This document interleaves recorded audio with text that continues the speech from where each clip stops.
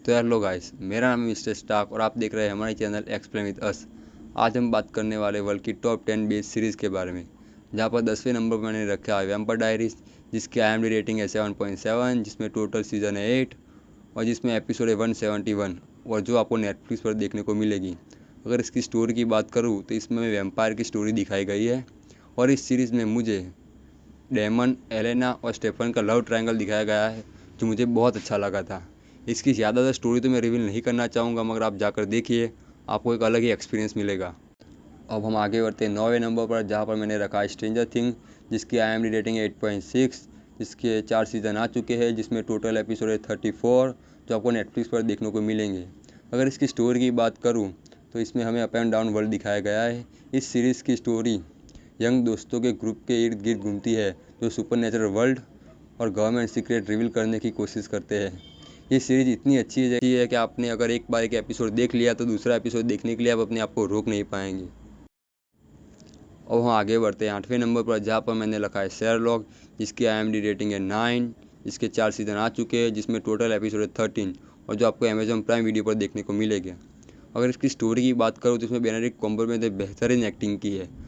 अगर मैं आपको इस सीरीज़ की स्टोरी बताने जाऊंगा तो स्पॉइलर हो जाएगा, क्योंकि ये 13 एपिसोड की इस सीरीज़ है, मगर आप जाकर देखिए, आपको बहुत ही मज़ा आएगा। अब हम आगे बढ़ते हैं 7वें नंबर पर, जहाँ पर मैंने रखा है ट्रू डिटेक्टिव, जिसकी IMDb रेटिंग है 8.9, जिसके 4 सीज़न आ चुके हैं, जिसके टोटल एपिसोड है 13, जो आपको जियो हॉटस्टार पर देखने को मिलेंगे। अगर इस सीरीज़ की बात करूँ तो इसमें मैथ्यू मैककॉनॉगी की पीक एक्टिंग दिखाई गई है।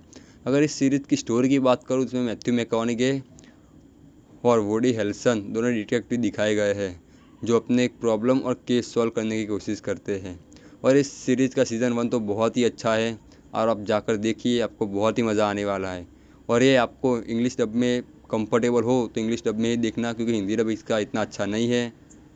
और लिस्ट में आगे बढ़ते हैं, जहाँ पर हमने रखा है वाइकिंग, जिसकी IMDb रेटिंग है 8.5, जिसके 6 सीज़न आ चुके हैं और जिसके टोटल एपिसोड 87, जो आपको नेटफ्लिक्स पर देखने को मिलेंगे।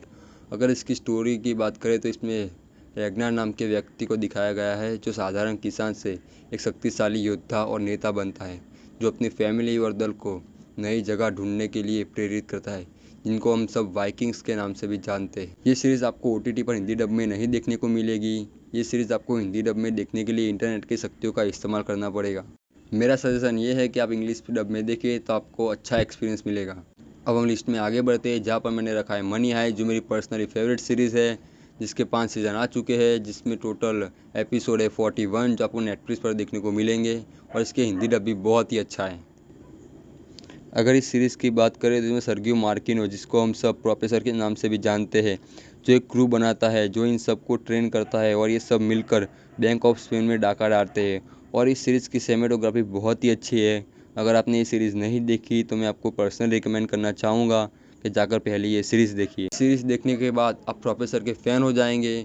इस सीरीज़ में सबने बहुत ही अच्छी एक्टिंग की है और मैं ये कहना चाहूँगा, ये सीरीज़ एक मास्टरपीस सीरीज़ है और इस सीरीज़ में मेरा सबसे फेवरेट कैरेक्टर है टोक्यो। अब हम बात करते हैं डार्क की, जिसको मैंने रखा है 4th नंबर पर, जिसकी IMDb रेटिंग है 8.7, जिसके 3 सीज़न आ चुके हैं, जिसके टोटल एपिसोड है 26, जो आपको नेटफ्लिक्स पर देखने को मिलेंगी। मगर ये सीरीज़ आपको हिंदी डब में नहीं देखने को मिलेगी, या आपको इंग्लिश में ही देखनी पड़ेगी। अगर मैं इसकी स्टोरी की बात करूँ, ये सीरीज़ 2017 में लॉन्च हुई थी। ये सीरीज़ जर्मनी में विंडेन नाम के टाउन में 2 बच्चे सडनली मिसिंग हो जाते हैं। इस बात की इन्वेस्टिगेशन शुरू होते तब हमें पता चलता है कि ये टाइम ट्रैवल के साथ जुड़ा हुआ है। ये सीरीज़ देखते समय आपको नोट और पेन साथ में रखना पड़ेगा, जिससे आप फैमिली ट्री को अच्छी तरह से जान सके और आप कंफ्यूज ना हो। अब हम लिस्ट में आगे बढ़ते हैं 3रे नंबर पर, जहाँ पर मैंने रखा है पीकी ब्लाइंडर्स, जिसकी IMDb रेटिंग है 8.6, जिसके 6 सीज़न आ चुके हैं, जिसके टोटल एपिसोड है 36, जो आपको नेटफ्लिक्स पर देखने को मिलेंगे। और ये सीरीज़ हिंदी डब में आ चुकी है और इसका हिंदी डब बहुत अच्छा है, आप जाकर देखिए। अगर इस सीरीज़ की बात करें तो इसमें थॉमस शेल्बी नाम ही काफ़ी है। और अगर आपको स्टोरी जाननी हो तो इसमें थॉमस नाम का बिजनेसमैन दिखाया गया है, जो अपनी फैमिली इश्यू और बिजनेस को जिस परफेक्शन से कंट्रोल करता है, वो दिखाया गया है। इसमें आपको बिजनेस दिखाया गया है, मगर आपको प्योर गैंगस्टर वाइब मिलेगी। इस सीरीज़ में थॉमस और शेल्बी फैमिली का जो एटीट्यूड और दिखाया गया है, वो आपको और किसी सीरीज़ में नहीं देखने को मिलेगा। और ये सीरीज़ मेरी पर्सनली बहुत फेवरेट सीरीज़ है।